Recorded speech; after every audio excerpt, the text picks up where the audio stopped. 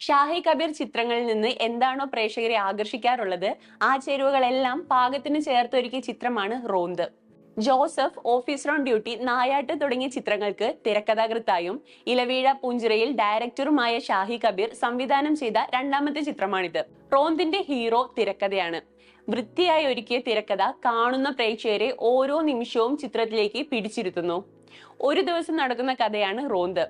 റോന്തിലെയും പോലീസുകാർ അമാനുഷിക ശക്തിയുള്ള സൂപ്പർ ഹീറോകളല്ല. എന്നെയും നിങ്ങളെയും പോലെ ഇമോഷണലി വീക്കായ, ഇടയ്ക്കൊക്കെ തകർന്നു പോകുന്ന സാധാരണക്കാരായ മനുഷ്യരായ രണ്ട് പോലീസ് ഉദ്യോഗസ്ഥരാണ്. 2 പതിറ്റാണ്ടിലേറെയായി യൂണിഫോം ധരിക്കുന്ന SI യോഹന്നാനും സർവീസിൽ കയറി അധികമാകാത്ത പോലീസ് ഡ്രൈവർ ദിന്നാദിലൂടെയുമാണ് റോന്ത് സഞ്ചരിക്കുന്നത്.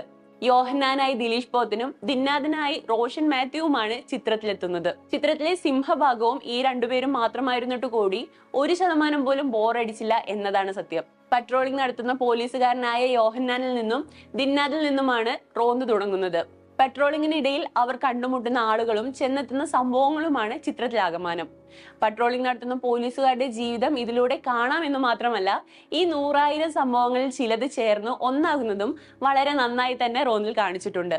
പോലീസ് ജീപ്പിൽ നിന്ന് ഇറങ്ങുന്ന 2 സ്ത്രീകളെ കണ്ട് ഏത് ലോഡ്ജിൽ നിന്ന് പിടിച്ചതാണെന്ന് അവിടെയുള്ള 2 ആണുങ്ങൾ ചോദിക്കുമ്പോൾ ദിലീഷ് പോത്തന്റെ യോഹന്നാൻ പറയുന്ന ഡയലോഗ് തിയേറ്ററിൽ കയ്യടി നേടിയിരുന്നു. കാലഘട്ടം ആവശ്യപ്പെടുന്ന ഇത്തരം ചില ചിന്തകൾ തമാശയായും അല്ലാതെയും കൃത്യമായി തന്നെ ചിത്രത്തിൽ പ്ലേസ് ചെയ്തിട്ടുണ്ട്. ദിലീഷ് പോത്തന്റെ പ്രകടനം എടുത്തു പറയേണ്ടതാണ്. ഇതിനു മുമ്പ് എത്രയോ സിനിമകളിൽ അദ്ദേഹം പോലീസ് യൂണിഫോം ഇട്ടിട്ടുണ്ട്. എത്രയോ സിനിമകളിൽ കർക്കശക്കാരനായ മൊരടനായിട്ടുണ്ട്. എന്നാലും എന്തോ യോഹന്നാൻ മാത്രം മനസ്സിൽ തറച്ചിരിക്കുന്നു. സലോമിയോടുള്ള അദ്ദേഹത്തിന്റെ സ്നേഹവും ദിന്നാദിനോടുള്ള പെരുമാറ്റവും ഇടയ്ക്ക് മാത്രം വന്നുപോകുന്ന റയറായിട്ടുള്ള പുഞ്ചിരിയും നമ്മളെ യോഹന്നാനിലേക്ക് അടുപ്പിക്കുന്നു. സലോമി അവതരിപ്പിച്ച ലക്ഷ്മിയും തന്റെ ഭാഗം ഭംഗിയായി ചെയ്തിട്ടുണ്ട്. ഓരോ നിമിഷവും രസച്ചരട് പൊട്ടാതെ നമ്മളെ റോന്തിന്റെ ലോകത്തിലേക്ക് സംവിധായകൻ ആകർഷിക്കുകയും ഇനി എന്തെന്ന് ആകാംക്ഷ ഉണ്ടാക്കുന്നതിൽ വിജയിക്കുകയും ചെയ്തു.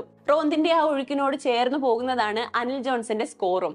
മനീഷ് മാധവന്റെ സിനിമാറ്റോഗ്രഫിയും പ്രവീൺ മംഗലത്തിന്റെ കട്ടുകളും മികച്ചു നിന്നു. ഡിപ്രഷനെ കുറിച്ചുകൂടി ചിത്രം ചർച്ച ചെയ്യുന്നുണ്ട്.